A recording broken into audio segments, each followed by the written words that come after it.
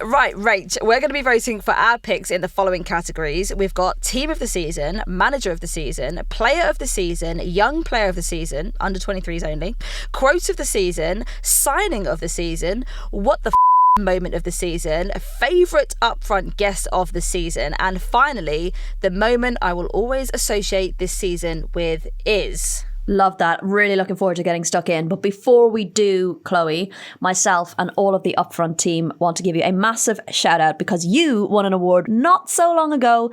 And it wasn't just any old award. It was the Women's Football Champion of the Year at the Women's Football Awards. So massive congrats. It was very cool to be in the green room after you won when you came stumbling in with your champagne in hand and your trophy. Super surprised, super shocked. And it was very cool to be there when that happened. So congratulations. Honestly, mate, it was one of the loveliest moments that I've ever had in my women's football career. It was like so lovely. I was obviously steaming drunk. I was in a category with flipping Ian Wright. I was like, there's just absolutely no chance. So I was like, tanking the wine. Name was called. I was like, fucking hell, I've got to go up there. I swore on stage. That was strong. Highlight. And then stumbled off the stage into this little green room thing. And there I was, confronted with my bestie from the pod. That was a really, really lovely moment. Thank you so much for giving that a shout. I really appreciate that. And thank you to anyone who voted for me in the first place. I still don't know who voted for me in the first place. So whoever that is, can you come forward and let me know? That singular person, yeah. For sure. Yeah. Right, let's talk about the other awards then that we will be dishing out today on the pod. We're going to go in with the juicy one, the big one, the game changer, the team of the season. Rachel, who's your team of the season and why? The team I'm going for, I don't feel like has picked up many awards this season. So I feel like this is a really important one to be able to give to them, and that is Chelsea. Nice. I just don't think they've had enough accolades. Obviously, being on such a high for so long with Emma Hayes and being on such a run for so long that, understandably, we didn't know how the new manager was going to get on, how the new team was going to get on. Obviously, a lot of the old guard's still there, but there were new players brought in as well. And literally couldn't have gone any better, really. Unbeaten run, like record points tally. Literally couldn't have asked. And still in with a shout of the domestic treble. So I think it's got to be Chelsea, hasn't it? I think they've had a remarkable season. And not enough awards. So that's another one for them. Lovely. Just one more to add to that bulging case over at Stamford Bridge. They've got a room, I reckon. Can't just put it in a case. It has to be in like an entire room. 100%, alongside hopefully a new statue of Sonia Bonpasta. I'm hoping that's going up quite soon.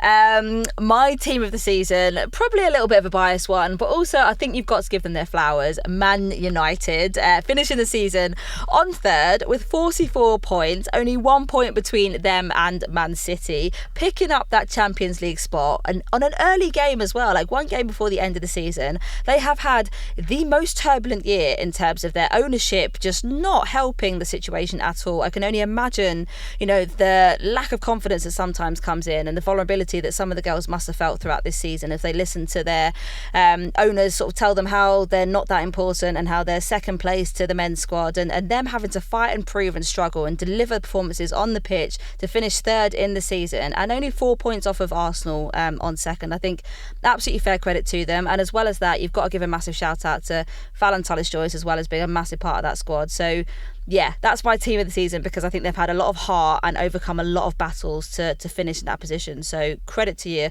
gals. You've been absolutely unreal, and just really heartwarming one. That one. Lovely. Okay, some really great choices so far. Some really great choices. Let's definitely carry it on. Another biggie, another absolutely huge, momentous one. Manager of the season, Rach.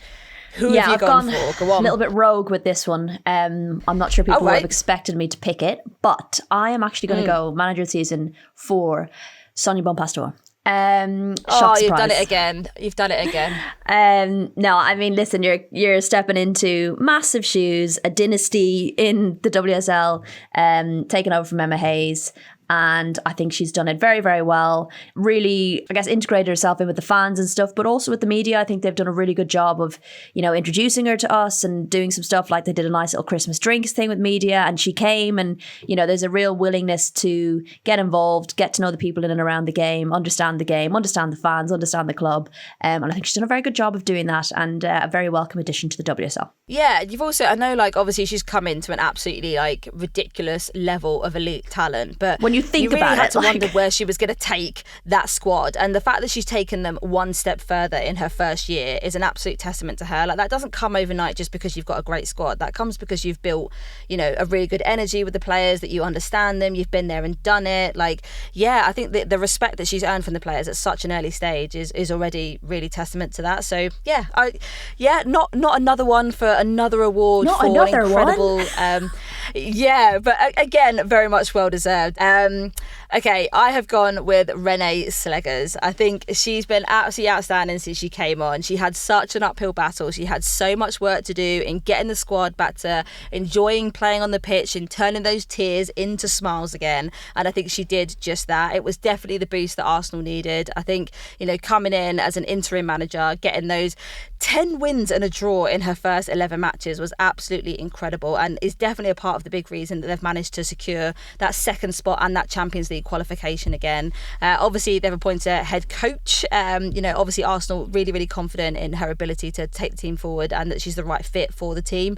I think when she came in as well, Arsenal were on 6th place and then moved to 2nd in the WSL. So, yeah, I think she's been an absolute incredible asset to the team, and I think she's obviously a fan favourite as well. She's funny, she's got loads of things to say, and I really, really rate her. So congratulations, Renee, congratulations, Sonia, on picking up your Upfront Awards.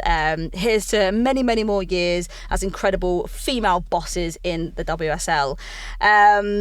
Rach, another absolutely biggie. I mean, I can only assume that you're going to pick a Chelsea player for this one, because that just seems to be the theme of where you're going. Player of the season.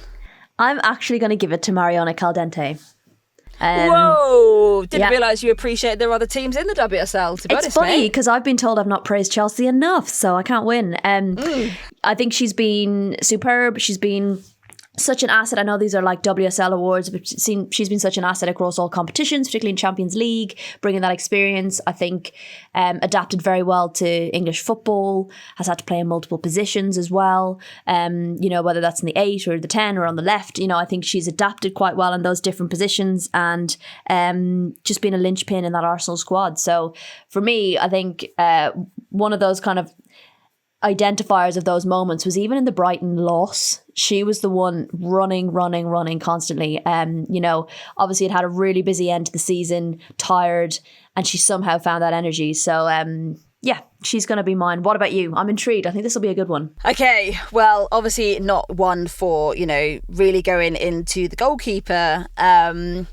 theme this season, but I've got to pick Fallon Tullis-Joyce. I think she's been absolutely outstanding for United this entire season. Massive gloves to fill with Mary Earps leaving. Love that. Gloves debut to fill. Season. Thank you. Keeping 13 clean sheets in 22 WSL matches, and she picked up the Golden Glove with Hannah Hampton for the league. And I just think she's been absolutely incredible. She was also named the WSL Team of the Season this year and earned her first US Women's National Team cap with a clean sheet. They obviously really, really rate her. She signed that new contract until 2028, but I think she's really pulled out all the stops in those key moments, and some of the stops that she's pulled out, literally split-second saves to keep Man United in the game and ensure they finish where they have. I think she's been a massive part of where they've ended up and that Champions League qualification. And despite the one error that she made on one game at the end of the season, she's been absolutely flawless the entire year. So yeah, I absolutely rate her. I think she's absolutely brilliant. The confidence that she brings, the energy she brings to the pitch, you can see her rallying the troops, you can see how emotional she gets, and I absolutely love her. So she's definitely my player of the season all love day. that was an easy one for me. A really especially easy getting one. a goalkeeper. Keep her in. 100%. And I think let's just throw back here a little bit to our predictions at the start of the season. So, Rach, weirdly enough, you did actually choose a Chelsea player, Myra Ramirez. Mine was Grace Clinton. So at least I did stay in the Man United theme. She did pick up Player of the Month 3 times this season and is United's second highest goal scorer on 8 goals, just 2 behind top scorer Elizabeth Turland. So, yeah, I mean, we've varied a little bit, but all in all, I mean, even Turland, Grace and Myra still really strong contenders for Player of the Season anyway, Rach.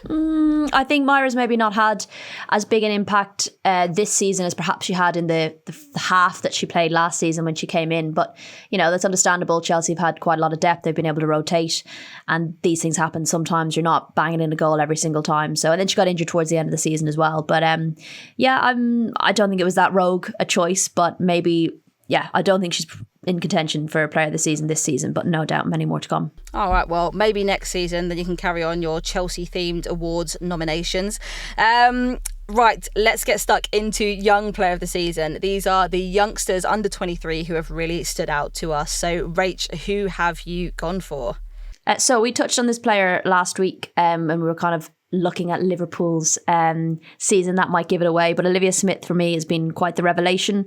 Obviously, record signing for Liverpool. And I think with that comes pressure. You know, that's the thing that everyone hangs on you now. And like, you have to, every time you play, you've got that pressure. Well, you're a record signing. Like, what can you do? And I think she's massively stepped up, grown game by game, been hugely impactful and influential for Liverpool.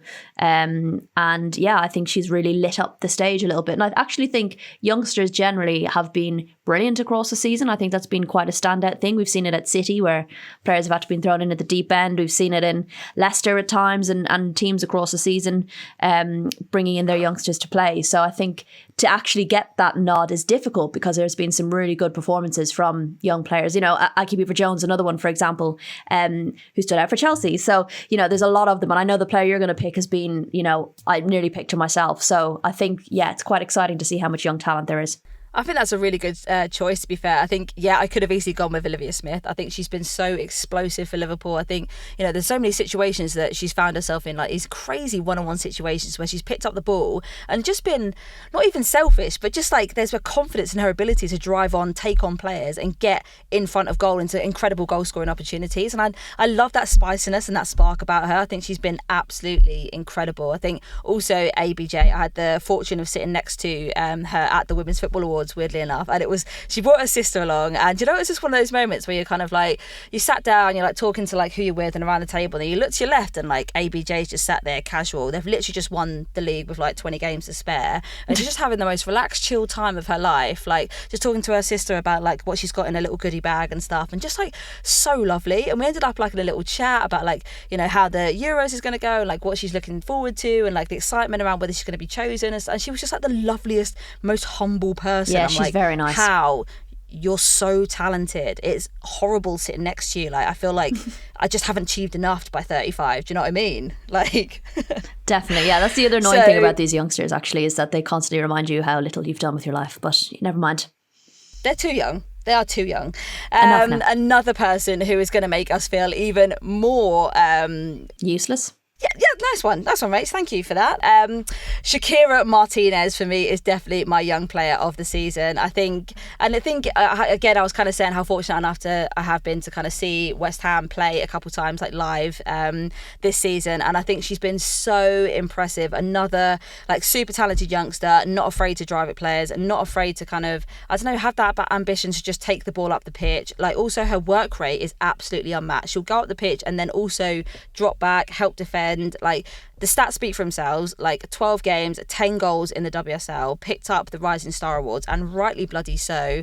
I think she's been absolutely on fire and a big part of why West Ham have done super well this half of the season. Absolutely, and I think her relationships that she's developed with Ueki and Asai in the team has been super impressive. Puyabel as well, and Pavi, like just all of them have coming together, have really hit the ground running at the same time. And the way I think she had to go off, didn't she, to Europe to get her points to be able to work at West Ham. So she did that, came back, and what an impact she had on the team. I think Rianne Skinner must have been delighted when she landed and started banging in the goals so quickly. So another player as well to come and just find their feet super quickly, which is all the more impressive, especially at that age. No, definitely. And a massive congratulations to young players of the season, the player of the season, managers of the season, and team of the season for this half of the awards. Don't go anywhere. We will be back shortly for the rest of the awards. All right, Rach, this is a slightly funky award, I've got to admit. I was really rifling through my knowledge of women's football and everything that had happened. It's been a wild and wacky one. But we decided to really create a category for some quirkier moments. So, quote of the season, what are we going for? Yeah, this was hard because, I struggle to think back to the first half of the season, to be honest. And trying to think back of some of the stuff that's come out, and one that stuck with me, because I always find the Dutch have really nice Dutchisms, and Serena Wiegman is one who uses them sometimes. I remember her talking about the pink clouds or something like that, and it's when she realizes that it's a moment that doesn't actually translate. That kind of the penny drops, and you're like, I sometimes say Irish stuff, and people are like, I've no idea what you're talking about. So it was during, I think it was a press conference when there'd been all this talk. Leah Williamson had come back and hadn't come back and hit the ground running at 100 miles an hour as everyone expected. Then she got concussion as well and had to come back from that, and she had a couple of poor games for England, and there was this whole narrative about should she be captain and all this shite. And Renee was asked about her, and she said something about the high trees catch the wind. So basically, the tall trees, the ones that people know about, are more likely to catch the criticism and be seen, and their mistakes are more likely to be seen and critiqued and analysed. And I just thought it was a lovely phrase that she pulled out, and it was a proper Dutchism, and she's used a couple of them across the season, but that one stood out for me. Oh, that's really, really lovely, mate. And it feels like I think Renee's definitely been one of those managers to kind of step into the position, and especially as a female manager in the WSL. She's definitely been someone to kind of fill the boots of Emma Hayes. Emma Hayes was definitely one for giving us a lot of context about some of the issues that were taking place in the WSL. But I feel like Renee is definitely someone who you can kind of rely on for some interesting moments in the press conferences and to give us some kind of heartwarming sentiment. So yeah, that doesn't surprise me at all. I've gone for something a little bit funnier. I went with last season's 10th position was ideal because you can mostly only go up, not too much pressure. That was from Amandine Mikel. I chose it obviously because Leicester ended up finishing in 10th. And it just sort of goes to show sort of what the overall kind of ambition and expectation was, I suppose, around Leicester City and their inability, I suppose, to get out of anything that's kind of in and around the 10th spot. So I think a little bit harsh. I do appreciate that one was a little bit savage, but also it didn't marinate well, that one, and it just struck me as a bit of a funny thing to say. I always quite enjoyed her press conferences because she's quite funny in press conferences, and especially when she was going through so many injuries and having to deal with that. And more often than not, the majority of us would have been on Zoom, and there was one person, I think maybe from a local BBC, who would always be in the room. And Amandine kind of treated us as if we were a crowd. Do you know what I mean? An audience, and the person in the room would ask something about injuries or any updates, and she'd kind of do a little bit of a, I don't know, you tell me, and she'd kind of look at the camera almost with a little wink and a laugh, as if breaking the fourth wall. So you find yourself in press conferences where she'd be talking about quite serious, as in players being injured and stuff, but she'd do it in a quite comedic way where she'd look at us and give a bit of an eye roll or a bit of a what kind of vibe. And I don't know if it's the French accent as well that just added to it, but I always enjoyed her press conferences. Also, I think next season we'll get some nice stuff from Natalia Arroyo as well, because she used to be a journalist, so she actually understands, I guess, more about what you give back in an answer. And sometimes when a team loses or whatever, managers can be really quite short and give very little back, which I can understand when you're disappointed and stuff. But I feel like Natalia Arroyo gets it, and I think she speaks really well as well. So I'm looking forward to having more press conferences and post-match from her. Oh, really rate that. Thank you for that additional context, mate. I appreciate that. And apologies to Amandine. I didn't mean to take the piss too much, but it was just quite a funny one in terms of how well it aged. Right, moving swiftly on. Signing of the season. Rach, what have you gone for? I don't want to be repetitive, But I did say that I thought Mariana Caldente would be the signing of the season. And I think if you're getting player of the season from me, you've got to get signing of the season as well. I think she's been excellent, as I said earlier. And I don't want to massively repeat myself. I think there's been some really great signings. I think Olivia Smith was a great signing. And I think there's been some really good loanee moves. You know, Kelly Gago was massive for Everton. And Shakira Martinez, a player coming in that we're seeing a massive impact from. But I can't give this player of the season and not then give her signing of the season as well. As I said, to be brand new to the league and then to be picking up player of the season at the awards the other night is pretty impressive. What about you? Really, really like that, Rach. Really like that. And I think she has definitely sort of cemented herself a little bit more as being a bit of a fan favourite. Like, I think there's just like a... Oh, best chant out there. I think... Shake it Caldente. Yeah. Shake it Caldente, twist and shout. Twist and shout, come on, come on, come on, Caldente, now, come on. I love it. It's so good. That's bloody 2 pods in a row now that you've taken to sing in. Have you missed we used it? to do that. Yeah. I don't know. Do you remember that Christmas song we made? I do. I remember it well. Let's not sing that, but that was a weird one. We could bring it back, though. That could be something that we bring out as a festive banger, 2025. Yeah. Watch this Upfront space. top 12 hits, like. Yes. Coming to Spotify playlist near you, pending. My pick, and I'm not entirely sure she's classified as a strict signing, is Michelle Adjumang, obviously on loan from Arsenal to Brighton. I think she's been absolutely incredible. She was a massive part of why they did so well in the first half of their season. I think even given how well she's done on the international stage as well, like really, really kind of bolstering her position in Serena's squad. Wouldn't be surprised if she makes the Euro squad. I know it feels like a little bit still on the periphery. It's very much a 50-50 one for her, but I think when she came onto the pitch against Belgium, I was absolutely buzzing for her, getting that goal as well. And do you know what? It was the moment, I think you highlighted it, Rach, actually, where she scored. And then instead of doing like mad celebrations as you would as like a person that young scoring your first goal for your country on that stage, she went to go and grab the ball, picked it out of the net and like put it back on the centre point. And I thought that was just such a humble moment for her. Like, so mature, so professional. And I think, yeah, I would be very surprised if she doesn't make it for the Lionesses, and I hope I haven't jinxed that. I'm touching wood.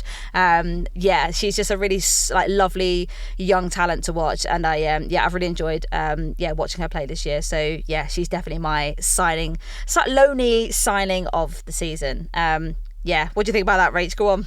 I love that. I rate that. I think, probably didn't always play as much as she wanted to play, but I think she pushed the competition, and Hayley and Paris and were playing so well, and I think she just elevated that. And when you've got that quality available to you then started seeing her start over some of these players, and I just think she added to the quality that we saw at Brighton's front line because it just added more competition.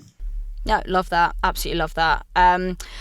Okay, let's move swiftly on. These awards are really rolling by now, Rach. I mean, I don't know how they make awards ceremonies last for 3.5 hours, a full sit-down dinner and a couple of performances from Heather Small. But what have you done today to make you feel proud?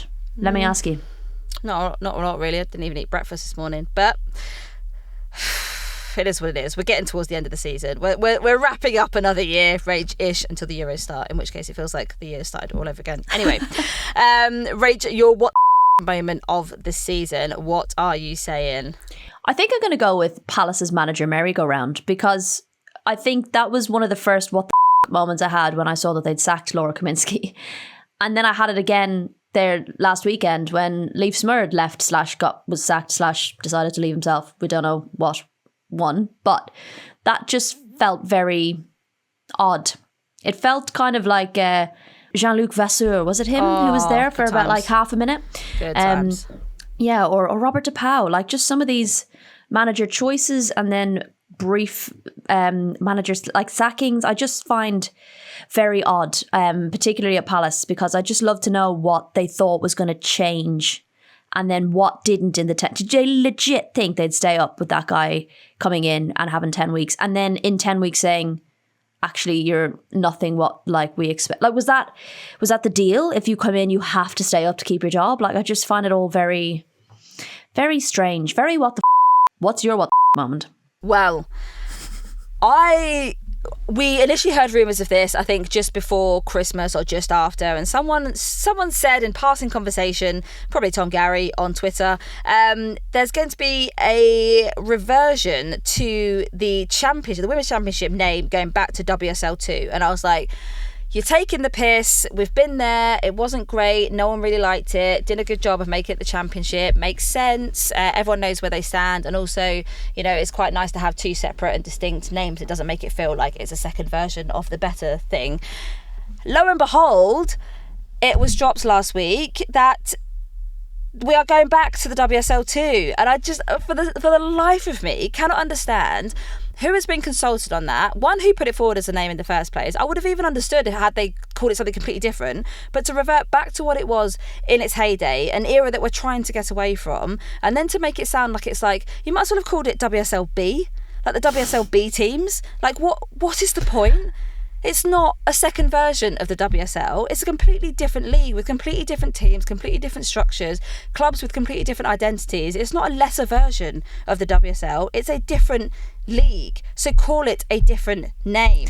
Don't go back. I don't understand. I'm not happy about it. Especially when you rebrand, when actually you could have just pulled out the old branding from the WSL 2 back in 2017 or 2018 era. You could have just brought that out again and been like, some of these fans are new. They might not recognize this. We might get away with it.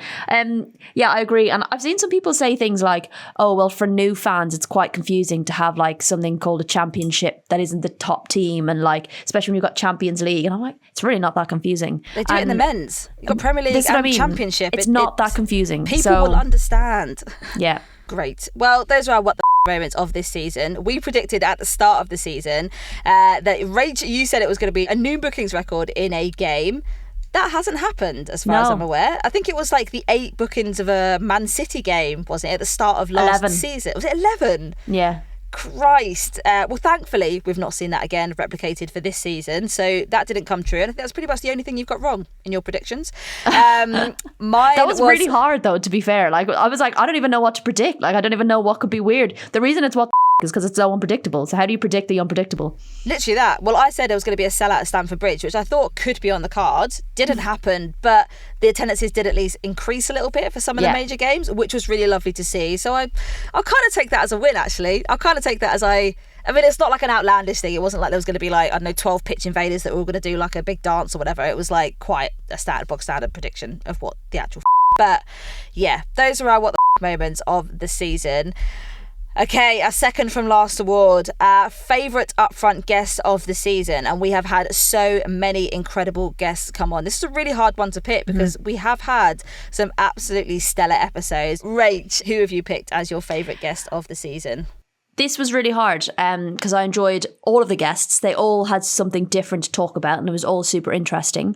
I think what I enjoyed most was some of the ones I did on location. So Natalie Henderson in the Dominican Republic at the Under-17s World Cup and Lydia Bedford in Vancouver ahead of the first game of the Northern Super League as coach of Calgary. So those two I really enjoyed because when you're on location like that, they just feel a little bit more personal. You know, I think being in the situation that you're talking about is great. They seem to relax a little bit more and it just kind of like adds to the experience of covering a major tournament or covering an historical moment like that to get those kind of conversations in. So as I said, loved all of them. Really enjoyed having all these people on as guests. They've been brilliant. But I think for me, those two stand out purely because they're on location and just add that little bit of excitement. Oh, love that. And it is really hard. It's super hard to like choose one. I did kind of sit on the fence a little bit with a couple of guests my side.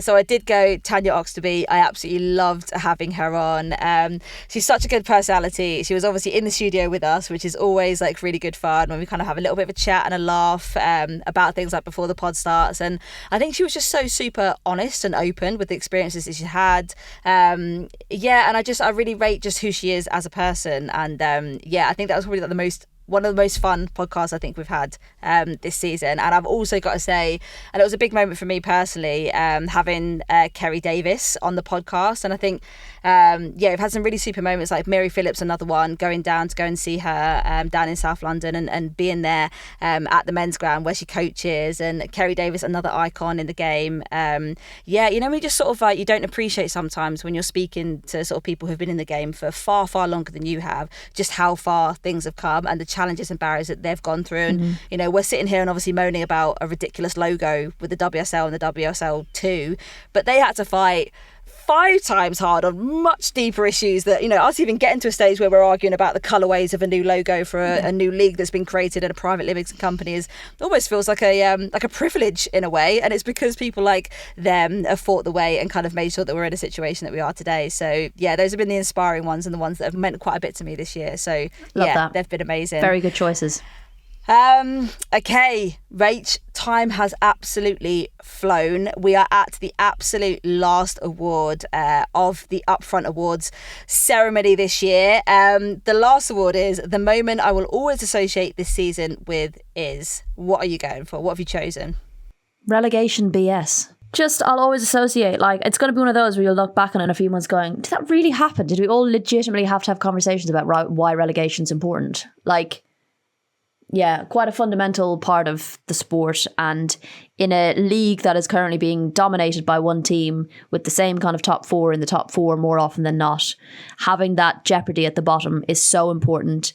It encourages investment, in my opinion, as opposed to makes people more likely to invest. If there's no relegation, I still struggle to wrap my head around that. You know, it's reward for those investing in the championship / the WSL 2. Actually, I saw a tweet today that was like things that people will never call their actual names, and it was like Twitter, I can't remember the second one, but the third one was the championship. It's going to be called the championship. The Subway League Cup, for example, always going to call it the Conti Cup accidentally. So I think I'm going to struggle with WSL too. But yes, it rewards the teams in that league trying to push up, trying to grow the pyramid, and it rewards them to get up into, and I know they weren't going to get rid of promotion necessarily, but that jeopardy is super important. So yeah, I'll always associate that conversation with this season. I mean, our moments aren't too dissimilar, really. I went for Rumourgate and how many different rumours have been flying around this year. I mean, obviously, we're expecting a load of conversation, a load of discussions to be happening when the WPLL took over from the FA last summer. But yeah, I mean, we've had Scotland teams joining the WSL. We've had the creation of B teams, the rumours about the WSL 2 and the championship name, which we now know are true. The playoff situation. I think there's just been so many different things that we've kind of, we're not really I don't know, it's just been one of those things, you don't know what's true, you can't see the wood for the trees, that you just haven't been able to navigate what's happening this year. So yeah, I would 100% think that the rumour mill has been an absolute full force this year.